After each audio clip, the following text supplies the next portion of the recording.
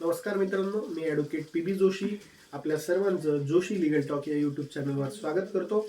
आज आपण अत्यंत महत्त्वाचा विषय तो म्हणजे मृत्यूनंतर विल डीड जे करतात तर ते कुठल्या कायद्याअंतर्गत होतं, त्याची विल डीड मृत्यूनंतर विलची वैधता असते का, प्रोबेट म्हणजे काय, त्यानंतर जर का विल केलेली नसेल तर कशा पद्धतीने मालमत्तेचं वाटणी होईल आणि ह्या सर्व प्रक्रियेमध्ये कोर्टाची काय प्रक्रिया आहे हे आपण अगदी सोप्या भाषेमध्ये आजच्या व्हिडिओमध्ये समजून घेणार आहोत. सगळ्यात पहिल्यांदा आपण हे समजून घेऊ की विल म्हणजे काय. विल म्हणजे मृत्यूपूर्वी माझी जी काही इच्छा होती ती इच्छा मी लिहून ठेवलेली होती आणि ती इच्छा कोर्टाने पण मान्य केलेली आहे, याला आपण साध्या आणि सोप्या भाषेमध्ये विल असं म्हणतो.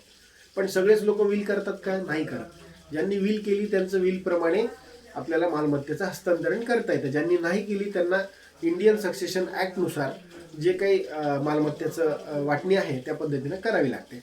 आता आपण हे बघू की विल डीड जर केलेली असेल तर आपल्याला कायदेशीर प्रक्रिया काय काय आहे, बरोबर आहे. आता विल डीड जर तुम्ही केलेली असेल मित्रांनो तर तुम्हाला ती कोर्टातून मान्य करून घ्यावी लागते. त्या ज्या प्रोसेस आहे त्या प्रोसेसला आपण प्रोबेट असं म्हणतो. मुंबई, चेन्नई, कोलकाता, दिल्ली अशा मेट्रो सिटीजमध्ये आपण प्रोबेट केल्याशिवाय आपल्याला जी काही विल डीड बनवलेली आहे त्यातली मालमत्ता म्हणा, बँकेचे ट्रान्सफर म्हणा किंवा शेअर्सचे ट्रान्सफर म्हणा हे आपल्याला घेता येत नाही.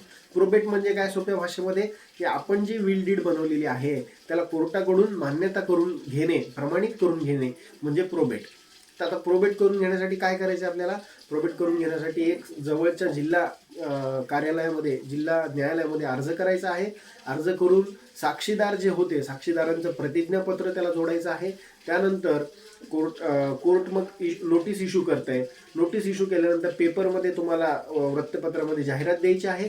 कोणाचं जर का ऑब्जेक्शन असेल तर त्यांनी ऑब्जेक्शन घ्यायचं आहे. ऑब्जेक्शन घेतल्यानंतर कोर्टामध्ये निकाल लागेल.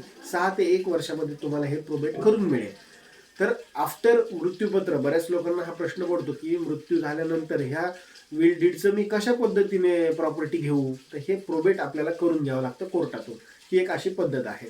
आता यामध्ये विल डीड आपण कधी आपण चॅलेंज करू शकतो? जर का ती विल डीड फसवणूक करून बनवलेली असेल, जर त्याच्यावरच्या साक्षीदारांच्या सह्या ह्या खोट्या असतील, दबाव किंवा प्रेशर आणून ती बनवलेली असेल किंवा कायद्याच्या दृष्टिकोनातून ती मान्य नसेल, अशा 4 गोष्टी असतील किंवा तो माणूस कॅपेबलच नाही तरी त्याच्याकडून विल डीड करून घेतलेली असेल, तर अशा 4-5 कंडिशनमध्ये आपण विल डीडला चॅलेंज करू शकतो. अदरवाईज एखाद्या माणसाने मृत्यूच्या पूर्वी काही जर लिहून ठेवलेलं असेल तर त्याला आपण चॅलेंज करू शकत नाही.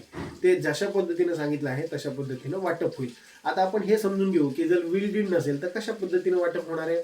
जर विल डीड नाही आहे आपल्याकडे तर इंडियन सक्सेशन ॲक्टनुसार म्हणजे पत्नी, मुलं जे कायदेशीर वारसदार आहेत त्यांच्यावर समान हक्कानी वाटणी होईल, हे इंडियन सक्सेशन ॲक्ट सांगतो. आता त्याच्यामध्ये लिगल हेअर पहिला कोणाला जाईल, दुसरं कोणाला जाईल, हे सगळं आपल्या इंडियन सक्सेशन ॲक्टमध्ये लिहिलेलं आहे. त्यानुसार म्हणजे विल जर नसेल तर अशा पद्धतीने वाटणी होईल.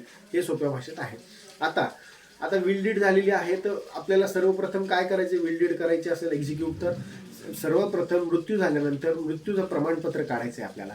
त्यानंतर जी आपली विल डीड आहे त्याची एक सांक्षिक प्रत व्यवस्थित जागी ठेवायची आहे आणि वारसदारांना माहिती द्यायची आहे की मी विल डीड एक्झिक्यूट करतो. एवढ्या 3 गोष्टी केल्यानंतर आपल्याला विल डीडची जी ॲक्च्युअल आपल्याला प्रॉपर्टी ट्रान्सफर करून घ्यायची आहे तर ती आपल्याला करून मिळेल.